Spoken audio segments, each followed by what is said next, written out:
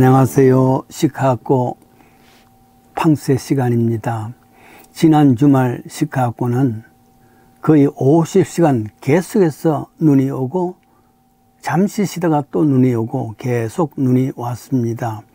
그래서 그 눈이 거의 15인치니까 한 40cm, 그리고 계속 영하로 자주 없던 그런 어려운 겨울 웨더, 겨울 참 어려움이었습니다.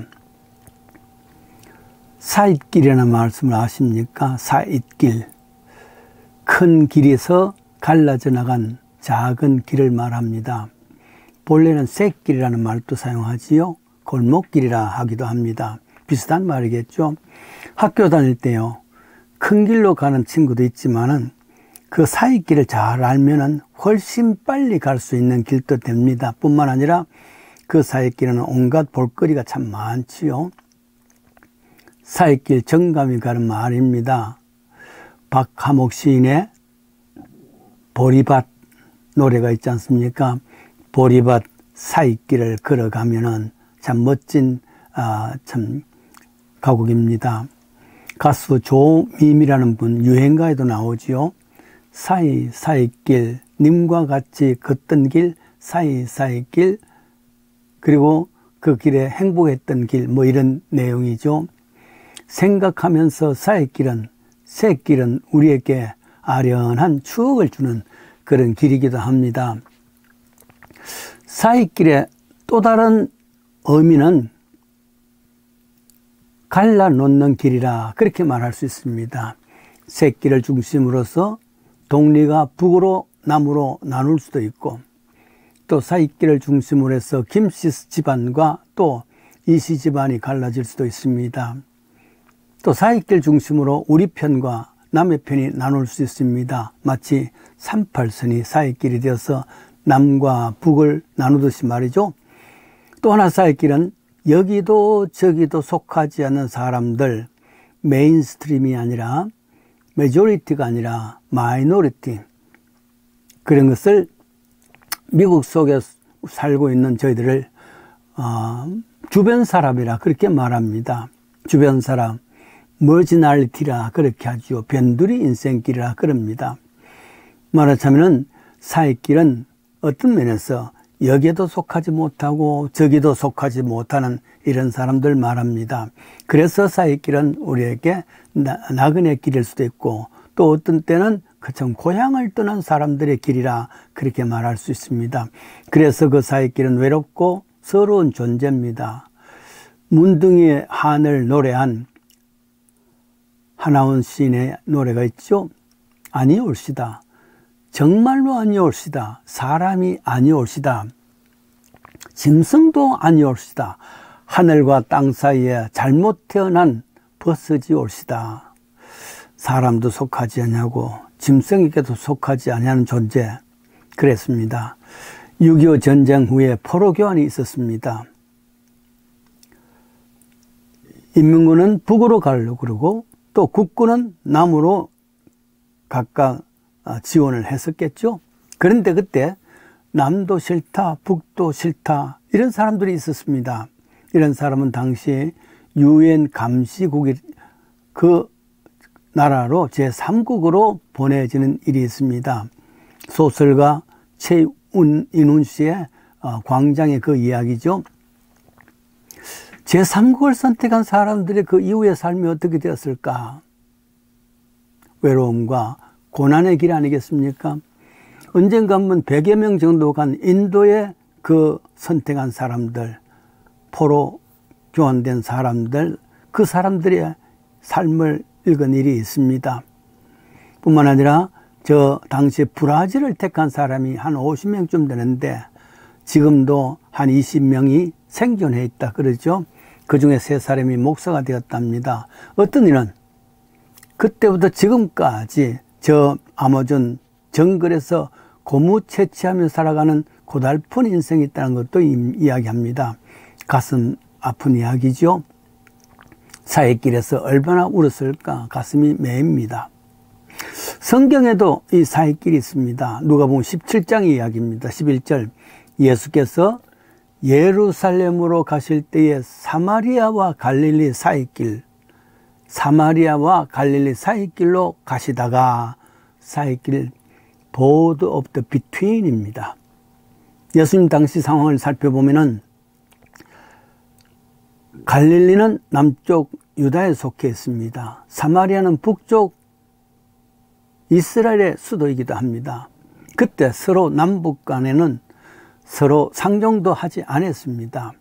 가령 북쪽 사마리아에서 남쪽 예루살렘으로 가려면은 필히 갈릴리를 지나가야 됩니다. 그런데 갈릴리를 지나지 않습니다. 돌아서 갑니다. 왜 그러냐 하면은 적국 싫어하는 나라, 싫어하는 그 갈릴리를 지날 수가 없으니까 그렇습니다. 그러니까 남쪽 사람도 북쪽 사람도 이곳은 피하는 길이 있습니다. 그 사이길이죠. 그 사이길은 사실 아무도 안 가는데 대신에 그곳에 북쪽 이스라엘에도 남쪽 유다에도 버림받은 문둥이들이 그곳에 살고 있었습니다. 그래요. 그 문둥이들은 한이 서렸을 것이고 눈물 젖은 나그네 길이고 고향 상식자들입니다. 그래서 더더욱이나 일반인들은 그 사이길에 들어가지 않냐고 돌아갑니다. 보리밭이라는 가곡이라든지 조밈이라는 사람의 노래라든지 이것은 다 그 노래, 그 정서가 아닙니다. 마치 한국의 문둥이들을 저 소록도에, 미주의 모든 문둥이들을 저 하와이 몰로카이 섬에 강제로 이주했듯이 아마 강제로 이곳으로 고향을 떠나서 외롭고 서러운 곳에 살을 줄 압니다. 예수님은 이 사이길, 새길로 찾아오셨다 이 말이죠. 아마 아무도 가지 않는 그곳에 예수님 찾아간 것은 우연히 간 것이 아니라 목적이 있었을 줄 압니다. 그랬을 때 저들 문둥이들도 오랫동안 예수님에 대한 이야기를 들었습니다. 한 번쯤 이리로 지나가면 우리의 병을 나을 수 있을지 모르는데 이런 간절한 소망도 있었겠죠. 그 예수님이 오신다 그랬으니까 생각해 보세요. 신 목소리로 목청껏 부르짖었습니다. Jesus, Master, have mercy on us. 우리를 불쌍히 여겼소서. 우리를 불쌍히 여겼소서. 목소리가 쉽니다, 문둥이들은. 그런데 간절한 마음으로 정성껏 불렀습니다. 예수님께서 잠시 저들을 치유하시지요. 그리하여 마치 어린아이 피부같이 되었다. 성경에 이렇게 써있습니다. 저들은 고향으로 돌아가서 있었던 일들 다 이야기를 하겠죠. 우연히 사이길 오신 것이 아니라 이 문둥이를 만나기 위해서 자진해서 가셨으리라 봅니다. 지구는 병동이요 인간은 환자라 했습니다. 그래요. 이 땅에 사는 모든 사람들은 사실은 사이길의 존재입니다. 본래 인간의 고향은 에덴 동산 아닙니까? 행복의 동산입니다. 그러나 죄의 바이러스는 모든 삶의 직격탄을 보냈고 부패하게 되었고 흙에서 왔으니 흙으로 돌아가라 그런 인생이 되었습니다. 결국 죽음의 존재 아닙니까?